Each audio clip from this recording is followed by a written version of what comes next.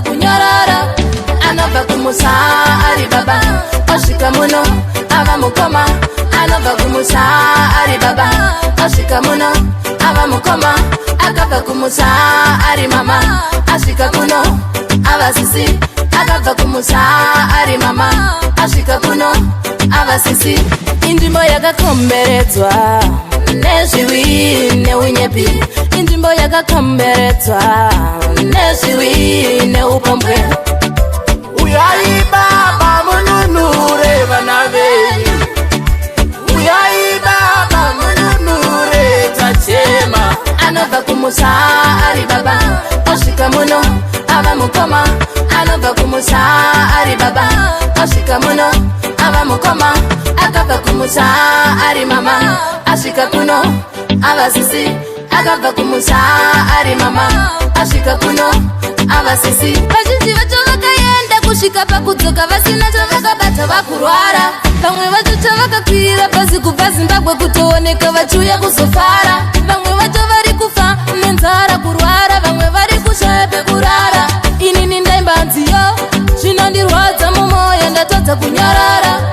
Anobva kumusa ari baba osvika muno ava mukoma. Anobva kumusa ari baba osvika muno ava mukoma. Akabva kumusa ari mama asvika kuno ava sisi. Akabva kumusa ari mama asvika kuno ava sisi. Inzvimbo yakakomberedzwa nezviwi neunyepi. Inzvimbo yakakomberedzwa nezviwi neupombwe. Uyai baba mununure vana venyu. Uyai baba mununure tachema. Anobva kumusa ari baba osvika muno ava mukoma. Anobva kumusa ari baba osvika muno ava mukoma. Akabva kumusa ari mama asvika kuno ava sisi.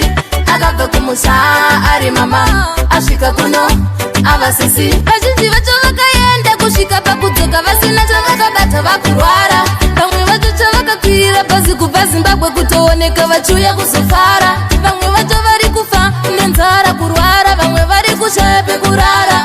Inini ndaimba nziyo zvinondirwadza mumwoyo ndatadza kunyarara. Anobva kumusa ari baba osvika muno ava mukoma. Anobva kumusa ari baba osvika muno ava mukoma.